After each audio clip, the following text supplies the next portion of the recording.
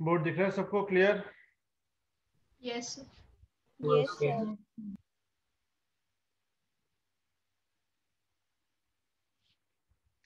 ठीक है, आज हम स्टार्ट करेंगे चैप्टर नंबर 3 के बारे में।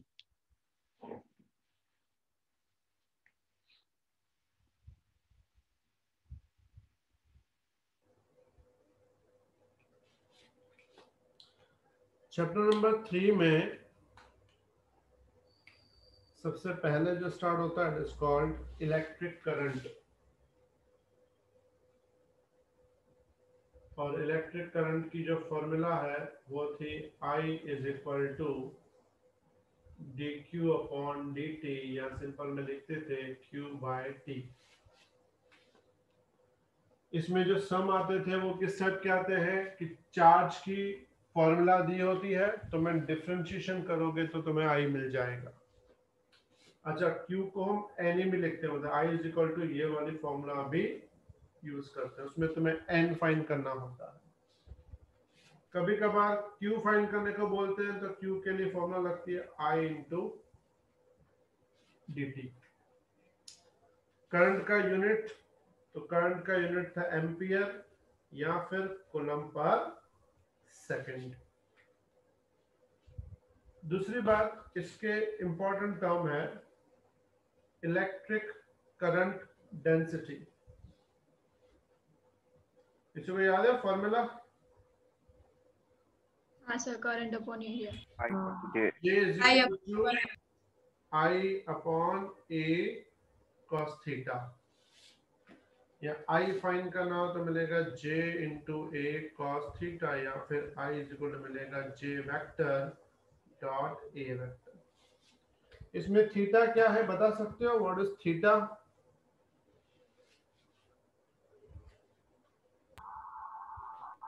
जे और एरिया वेक्टर के बीच का angle. Angle between current and area vector. ये तो सिंपल J पे डिपेंडेंट था।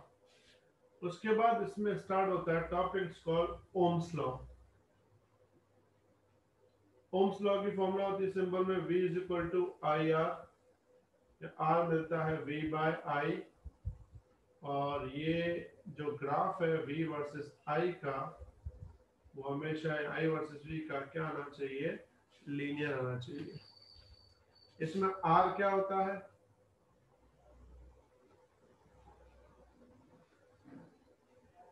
रेजिस्टेंस।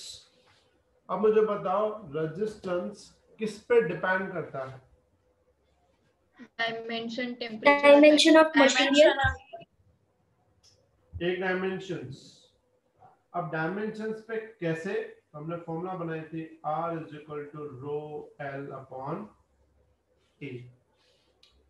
इसमें रो क्या होता है? Resistivity. Resistivity. Unit ohm metre. Ohm metre. ठीक है। इसमें जब कंडीशन हो स्ट्रेचिंग कंडीशन, तो स्ट्रेचिंग कंडीशन में हम लोग क्या लेते हैं? R प्रोपोर्शनल टू या तो L स्क्वायर, या फिर R proportional to 1 upon A square, या फिर R proportional to 1 upon R⁴। याद है सबको? यस। इस स्ट्रेचिंग कंडीशन के क्वेश्चंस आते हैं बहुत सारे, तो उस हिसाब से तुम्हें उसका ध्यान रखना है। ये तो डायमेंशन पे है। दूसरा डिपेंड करता है किस पे? मटेरियल पे। और मटेरियल में इसके 3 टाइप के मटेरियल होते हैं। पहला होता है कंडक्टर्स, दूसरा insulators and semiconductors. Insulators and semiconductors. सबसे ज्यादा रेजिस्टेंस किसमें होगा? इंसुलेटर। सिंपल बात है, इंसुलेटर में सबसे ज्यादा रेजिस्टेंस होगा। उसके कम किसमें होगा? सेमीकंडक्टर। उससे भी कम किसमें होगा? कंडक्टर में होगा। ठीक है। उसके बाद तीसरा जो सबसे इंपॉर्टेंट है, थर्ड नंबर इज टेम्परेचर। अब टेम्परेचर पे वो कैसे डिपेंडेंट है? तो फॉर्मूला हमने डिफाइन की थी R is equal to R naught 1 plus alpha theta minus theta naught. plus alpha theta minus theta naught. Similarly, rho के लिए भी थी, rho is equal to rho naught 1 plus Rho naught. theta minus theta naught. For metals alpha positive होता है, यानी कि metals का मतलब होता है कंडक्टर्स, लेकिन फॉर सेमीकंडक्टर्स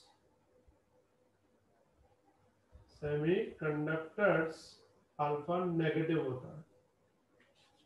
ये पॉजिटिव और नेगेटिव क्या इंडिकेट करता है हमको? पॉजिटिव इंडिकेट करता है टेम्परेचर के साथ resistivity increase. Very good, if increase in temperature resistivity increases, और नेगेटिव क्या इंडिकेट करता है? With increase in temperature resistivity decreases. दूसरी बात, एक होता है सिग्मा, सिग्मा का मतलब था कंडक्टिविटी, और जो कंडक्टिविटी होती है वो हमेशा रेजिस्टिविटी का इनवर्स होती है। जैसे रेजिस्टिविटी का यूनिट ओम मीटर है, इसका यूनिट होता है ओम मीटर का इनवर्स, है उसको बोलते हैं मोहो मीटर इनवर्स या साइमन मीटर इनवर्स। याद है? Yes sir. डाउट यहाँ तक? Yes sir. No sir. अच्छा, दूसरी बात इसमें हमने इसमें पढ़ा था कलर कोड, याद है कलर कोड? हाँ sir. Yes sir. Yes sir. Colour के हिसाब से डिसाइड करते हैं कि कार्बन रजिस्टर की वैल्यू क्या है। चलो मैं एक देता हूं, देखो तुम्हें आता है कि नहीं आता। एक रजिस्टर तुम्हें दिया है,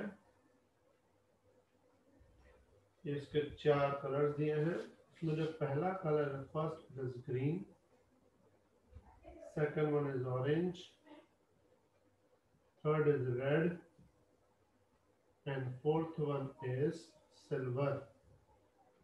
पूछा है what is the range of register,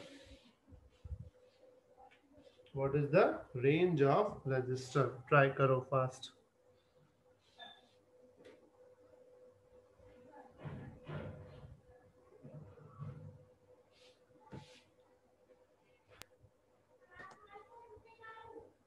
$53 into 10⁻², plus or minus 10%. और रेंज क्या मिलेगी?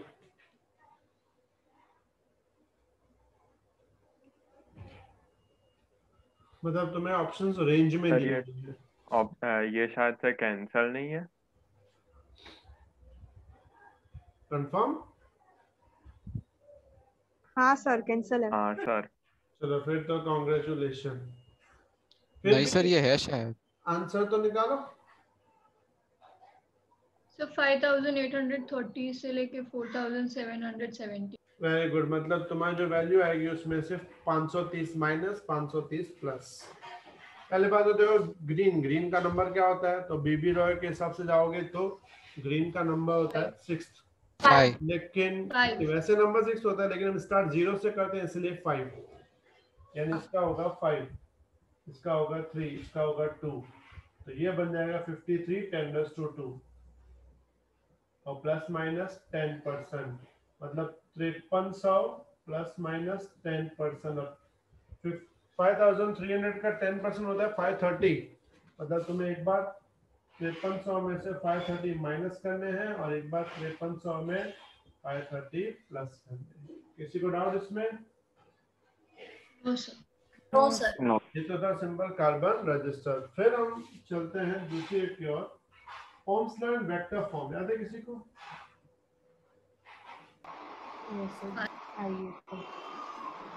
इसकी फॉर्मूला क्या थी वेक्टर फॉर्म की? J is equal to sigma ई।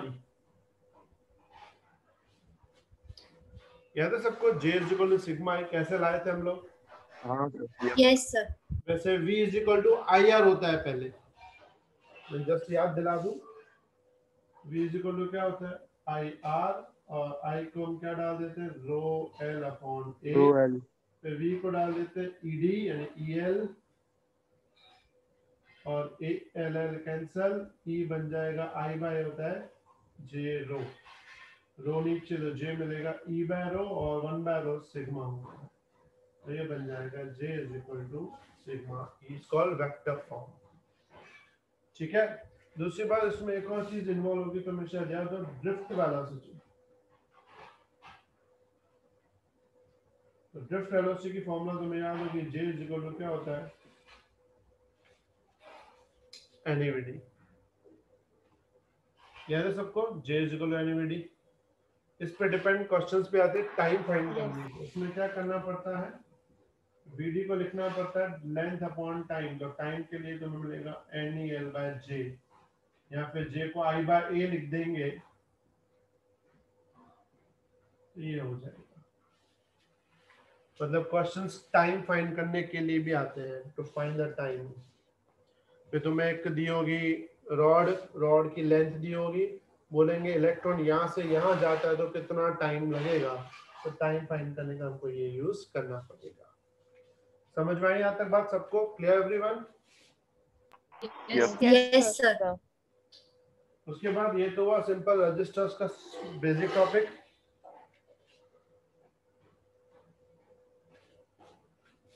उसके बाद जो टॉपिक है वो है series connection of resistance. Series of resistance, formula बोलो सीरीज रेजिस्टेंस की। R is equals to R1 plus R2 plus R3. Simple addition और parallel 1 upon R is equal 1 upon R1 plus 1 upon R2। खाली याद रखना capacitor से उल्टा होता है। क्लियर है तक? कोई डाउट? No, sir.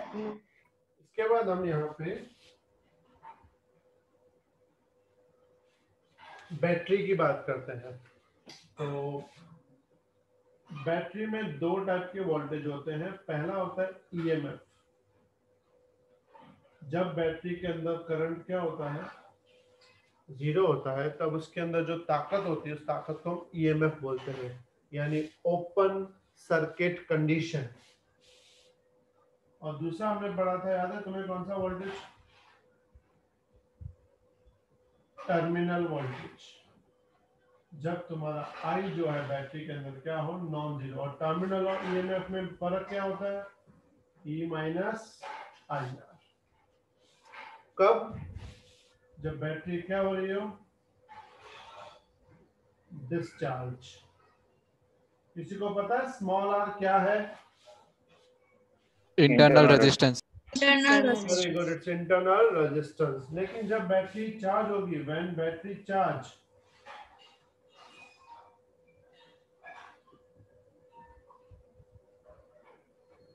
उस वक्त हम V इक्वल टू क्या यूज करते हैं? E plus I R. E plus I R. बस तुम्हें वो ध्यान रखना है कि जो क्वेश्चन दिया है वो डिस्चार्जिंग लेवल पे है कि चार्जिंग। बैटरी को चार्ज करने के लिए बाहर का वोल्टेज जो है वो ईएमएफ से बड़ा होना जरूरी है, तो ही चार्ज होगा, नहीं तो हमेशा वो डिस्चार्ज होगा। समझ में आई सबको बात? किसी को डाउट है तक? तो पहले इस पूरे सिस्टम को एक बार अच्छे से देख लो, और देखने के बाद इसमें से कुछ लिखना हो या स्क्रीनशॉट लेना हो तुम्हारी मर्जी। 2 मिनट देता हूँ, अच्छे से समझ लो, फिर हम आगे बढ़े।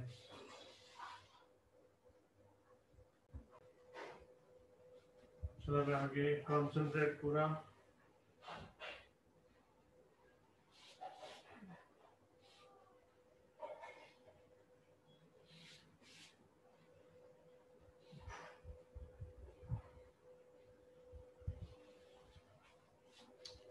उसके बाद जो टॉपिक है वो है सीरीज कनेक्शन ऑफ बैटरीज। एक काम करता है, ये मैं बाद में स्टार्ट करता हूँ, तुम्हारी शायद ये 40 मिनट की पूरी होने वाली है लिंक, तो इस मीटिंग को मैं क्लोज कर रहा हूँ।